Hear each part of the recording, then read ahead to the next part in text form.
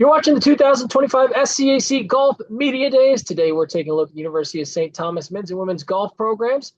Celts will be led as they head into the season. The guidance of head coach Billy Tuten, along with leadership on the men's side from senior Cameron Curtis. And Coach Cameron, thanks so much for joining us today.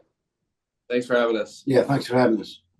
Coach, we'll open up with you. Heading into this season, every year obviously is an exciting year, but I'm just interested where you've seen the growth in these two programs as these two seasons have started to unfold. How have your expectations kind of changed from last year to this year, and just ultimately how excited to be back with these two groups and heading into this stretch run of the championship year? Yeah, the last year was kind of a rebuilding year for us. We lost quite a few players from the conference tournament championship in 23. And so this year I've got a solid lineup. And so, we're a lot better team than we were and got a lot of depth. And so that's exciting. It's kind of the season's changed during the year because I brought in 3 good transfers in December. So we went from having a pretty good team to, I think, a real good team. We haven't necessarily shown that on paper yet, so to speak, but I truly believe that. I believe the team truly believes that. And, Russell, there's no secret to coaching. I'm just trying to keep them motivated, trying to point out areas for improvement. What do we do to improve? And, trying to keep it competitive but fun. And obviously our goal would be a conference championship. And, and there's no magic to it. You just go out there and you learn how to play as an individual. You learn how to play as a teammate. And, in coach speak, it's, hey, just go out there and manage our golf ball. Just play smart on the golf course. Just don't take unnecessary risk. Just kind of play the hand we're dealt, so to speak.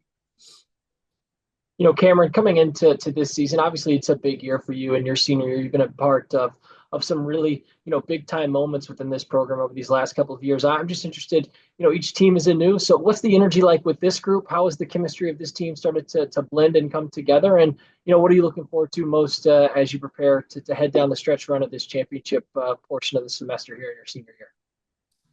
I think the biggest difference I've noticed with the team is it's a very young team, and so that's been fun for me. I've always been, like, when I joined St. Thomas, I was the youngest player on the team by far, and so I was always looking up to the old guys, seeing what they're doing, kind of messing with them for being old guys. And now I'm definitely the old guy on the team, and there's a guy on our team who just turned 18, and I'm going to be 24 this year, and so it's a big difference. And so that's been fun for me to just being around all the younger guys. It's just fun. They're still getting nervous before qualifiers, getting nervous before tournaments, and excited to go do a bunch of stuff that just seems like normal stuff. So it's been a bit of perspective for me of on my way out to really appreciate all the little niche things about playing college golf, especially at University of St. Thomas. And so looking forward, I'm just trying to tell them the things that I experienced and that I know, but I'll also use their kind of young, sometimes naive, blissfully ignorant mindset to kind of just stay positive when we're coming off of a bad first round. Like right now in this tournament, the guys are just saying like, "Oh, that's life," and it's a lot easier to just kind of keep your head down and keep going when you have that mentality. So I've taken that from them. But looking forward, I mean, it's all about conference, and so that's what we're looking for. And using all of these tournaments, travel tournaments, even the ones that are home course, to just prepare as much as we can for conference, because that's the ultimate goal. Coach, I want to ask about the women's program. You look at this roster here; it's a nice blend of sort of returning talent in juniors and seniors, and then a nice group of first years and sophomores as well. How have you seen this women's team sort of come together over the course of the start of this season, and what are you excited about specifically on the women's side of things that fans could be looking forward to heading into the championship portion of the year? Yeah, Russell, I've got a solid group of women this year. This is the best women's team I've ever had from top to bottom. I've had got 7 girls. They all shot at some point in the fall. They all shot in the 70s in the fall in tournaments. So I've got some depth. They enjoy competing. They enjoy the process. Trinity obviously is the bell cow, and we'll have to play really, really, really good to, be a threat to them. But the girls have, practiced hard. They tried to improve in areas they needed to. And we've had a little bit of success, and they've been a great group to coach, and it's been fun. Unfortunately, we lost potentially our best player for this spring, Emma Luna. Emma had to step away from golf and has an internship that she really needs to do before she graduates in May, and so we agreed that was the best thing for her to do. So that's going to hurt us a little bit, but it's kind of like the saying, next man up, well, next woman up, and so the girls have embraced that, and they're doing all I can ask. They're ready to go, and it's been fun with both teams. Cameron, when you're out on the course, where are you most comfortable when things are going well during a round? What in your bag, is sort of clicking and brings you kind of that most confidence? And as someone, you talked a little bit about it, but as someone who's been a part of big tournaments and pressured moments, as one of the leaders, how do you deal with those moments? How have you helped best sort of ease that pressure, and how can you help some of the younger, as you talked about, sort of these naive athletes sort of help ease their way into those pressure situations as well? For me, as far as when everything's clicking, for me, it all starts with the putter. I mean, at the end of the day in golf, you got to get the ball in the hole, and the club that you do that with is the putter. And so if everything else is working, but that's not working, you can't do much, but you can make up for a lot of bad shots with good putts. And I know that better than anybody. And so at the end of the day, when it comes to scoring good rounds and being at the end of tournaments and having to make putts, that's where I find is one of the most important things, if not the most important thing in golf. And then as far as being comfortable, I would say it's kind of backwards of when I feel the most uncomfortable on the golf course, that's when I get the most excited, because it probably means we're doing pretty good. If I'm walking down the 17th hole on the last day of the tournament and I feel no pressure and I feel no stress or my mind's racing, it means we're not in the tournament. We don't have a chance to win. I'm not individually playing well. And so when you're coming down the 18th hole and you're worried because the team needs you to shoot a good score or individually you need a good score, that's when you get the most uncomfortable. But it's also, I've been trying to tell the younger guys of if you're not nervous, you don't care.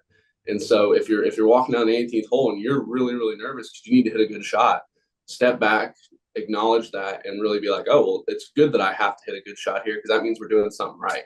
And there's nothing worse than walking down the 18th hole, and it's a good group of guys. No one's ever given up. No one's ever walking down the 18th hole with their head down or anything. But if you know deep down that it doesn't matter what you get on this hole, you're going to get 6th place or 5th place or whatever as a team, and you're in 40th place individually, then that's not nearly as fun as coming down the stretch with all the guys looking on the green, and you got a putt to tie the lead, or you got a putt to take the lead, or like 2 years ago, you got I think John had 6 putts on the last hole to win conference, so we ended up winning by 7. That's a lot of fun, and I've been trying to share that with the guys since they weren't there, and I think that gets them fired up. Of they want to have some tournaments where going into the last round, we're nervous on the range because we got a big round today, and that's when I want to be a leader for them, and so I'm trying to be comfortable in those uncomfortable situations of being in the hunt and having something on the line. Coach, and looking at this men's team specifically, what have you learned about this group as they've started to put some tournaments together and started to blend in this semester? How important is, a guy like Cameron, his leadership with this team? You mentioned the transfers.